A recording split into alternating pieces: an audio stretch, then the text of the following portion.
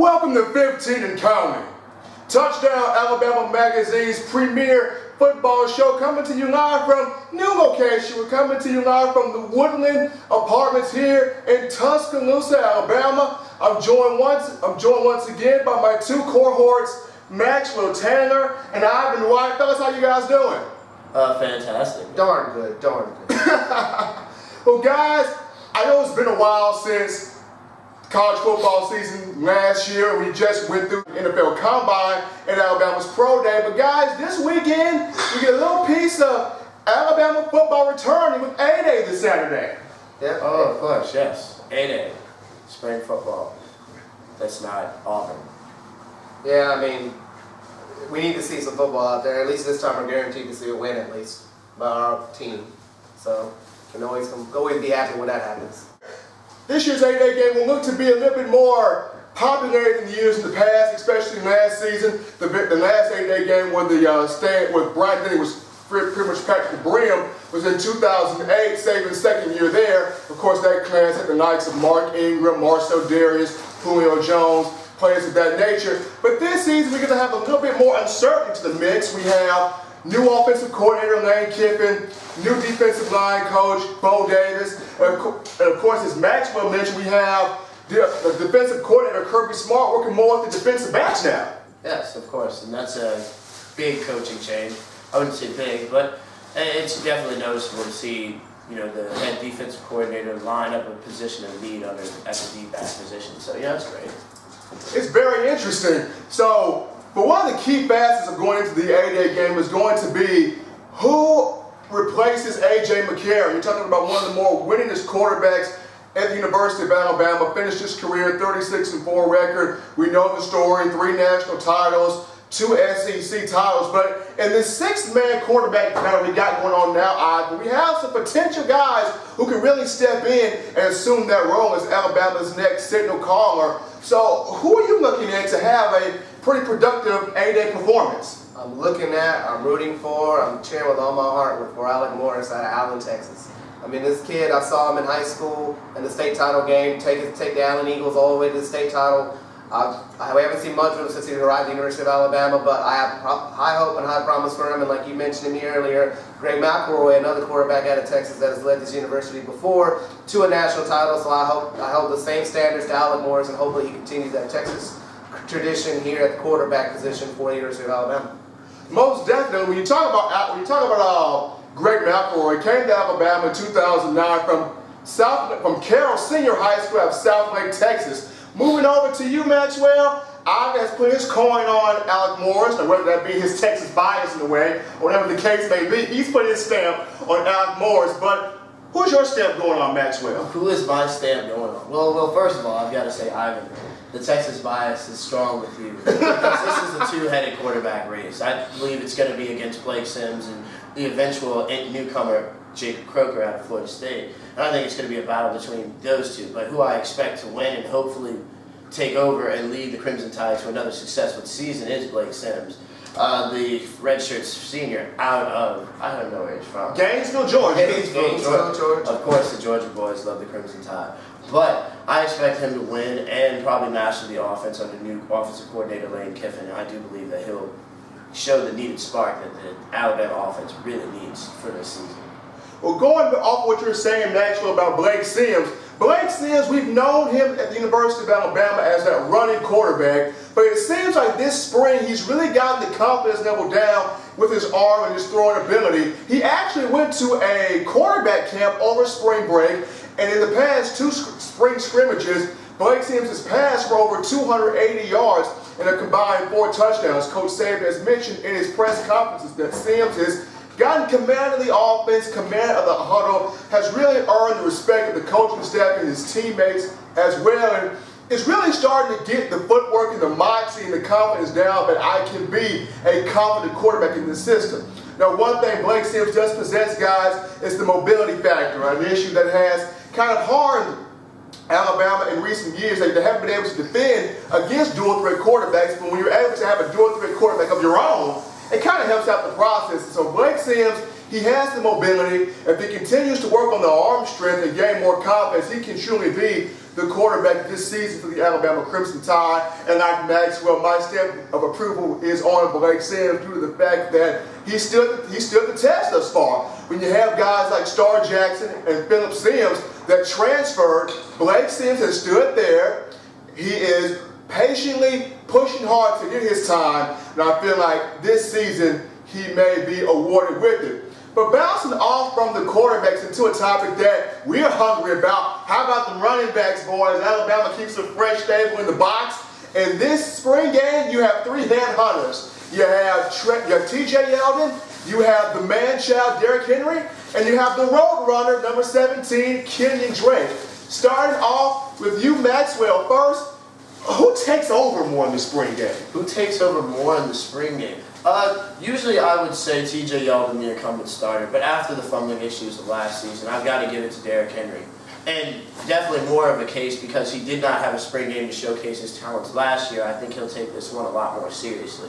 Derrick Henry came on strong last year after a strong game and a strong performance at Oklahoma in the Sugar Bowl, but it left some, the results to be desired after the L that the Alabama Crimson Tide did suffer. But I do look to see for Derrick Henry to have an extremely increased role in his ability at running back, and I hope to see him more as the number 2 or number 1 coming in for the Crimson Tide as the running back stable looks healthy and fresh with newcomers like Alty Tenpenny and Tyron Jones. So we'll see how that falls out. Well, Max was riding with Derrick Henry. Max was riding with Derrick Henry. Ivan, who are you riding with for your running back? Well, to be the starter overall, I believe Derrick Henry will eventually earn that starting position. But to shine on A-Day, I'm looking for Kenyon Drake to shine on A-Day. Speed prevails in A-Day games and every spring game. Defense, it goes hard, but it's kind of lenient because nobody really wants to injure anybody in front of the home crowd and everything like that. So in open field, you're going to have a lot of plays like that, and I imagine Lane Kiffin's going to want to display a new arsenal different than Doug Nessmeyer's let's do a wide receiver screen every other play like we did in previous years. So I believe he's going to want to open up the playbook a lot more this year. So I'd say Kenyon Drake's going to shine more in A-Day, but I eventually see Derrick Henry winning out and beating out T.J. Yeldon for that starting position. Now, one thing that we haven't addressed yet is that we gave Derrick Henry a nickname and we gave Kenyon Drake a nickname, but T.J. Yeldon does not have a nickname. You just T.J. Yeldon, Derrick Henry's the man-child, and Kenyon Drake is the road runner. I mean, I could give him a nickname, but it wouldn't be flattering to him at all. So. Well, last season he was Fumblerooski. He has to change that nickname next season if he wants to let that nickname go because T.J. Yeldon didn't have fumbling issues last year, as Maxwell mentioned. Well, Maxwell's got the man-child. Ivan's got the road runner. I'm going to actually pick T.J. Yeldon to have a strong spring game due to the fact that he is a veteran now in the system. T.J. Yeldon being a junior this season, has the experience, has the speed to go along with the power. A taller back at 6'2", 210 pounds, so he has the rare combination. My thing is with T.J. Yeldon, as we said, can he get the mentality of securing the football better? And I think that in the offseason, especially with the spring game, we're going into summer camp, running backs coach Burton Burns will definitely work with him on that. But going into the fall, I'm going to ride with Maxwell. I think Derrick Henry will get the job in the fall. He has that. He has the combination of Mark Ingram and Trent Richardson. He's built low. He has that speed. He has that second gear with the burst, but he has that brute strength of being able to carry guys with him, carry defenders on his back, and still find a way to get to the end zone. So for spring game, I like T.J. Yeldon, but overall in the fall, I really enjoy Derrick Henry. But the final thing, guys, we're going to talk about from the offensive perspective is going to be the receivers. We have a tremendous bunch of receivers this spring and the fall in general. I know everyone talks about Amari Cooper and Christian Jones. We get it.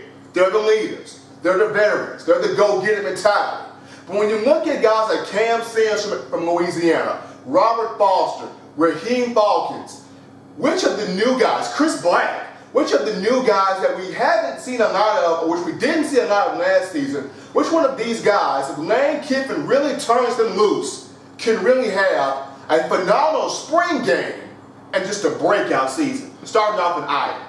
Oh, simple. For me, Chris Black. Chris Black has shown promise before. He's battled injuries over his career so far, so he's trying to look to rebound A-Day, and I look for him to have a huge game this A-Day and just solidify himself as not the second, the third receiver at least, because we do have Amari and Christian Jones who have solidified themselves, like you said previously, as the number 1 and 2 receivers. And also, I know I said Chris Black, but Christian Jones, in my opinion, has the ability to become the number 1 receiver and become an Amari Cooper-esque and have that explosive ability. But we're going to have to wait and see if it does develop more this season, now that he has, coming off of last season, a phenomenal last season. So now we're going to see, can he improve, can he capitalize, and can he catch up to Amari?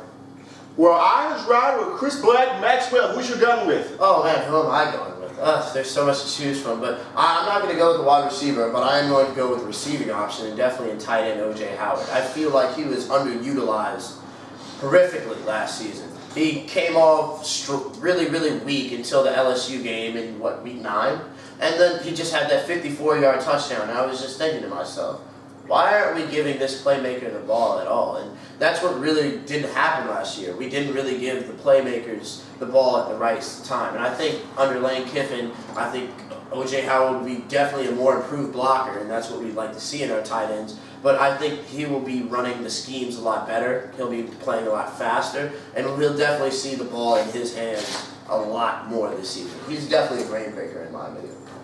I love O.J. Howard, and I love Chris Black, but my guy, I'm going to go with Cameron Sims. Young man out of Louisiana, 6'5".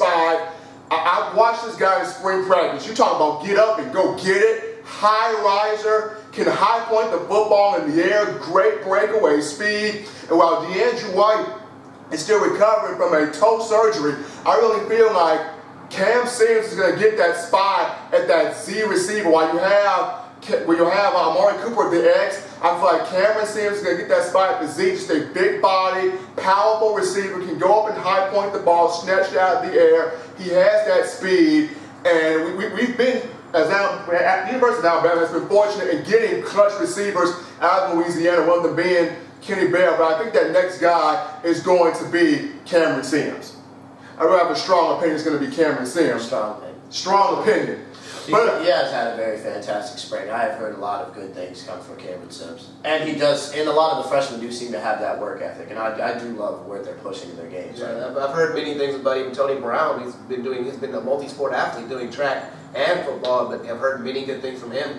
So, I mean, the freshman class this year, I think Coach Saban has got them back on that track to where they are more focused as I think it was the 09 team that lost the game previously. They ended off on a bad way, and then they came back the very next year and rebounded. And we obviously know what happened in that year. So I feel like we're taking steps towards that way. Saban's already said he likes the mentality of this team, so we've got to wait and see. But I'm really liking the way this team's mentally and physically doing on and off the field. well, that's going to be all for this offensive skill player segment with the quarterbacks, the running backs, and also the wide receivers. But when we come back, we're going to get into the offensive, defensive linemen, some linebackers, and also some defensive back talk. This has been the A-Day special for 15 and Counting, Touchdown Alabama Magazine's premier football show.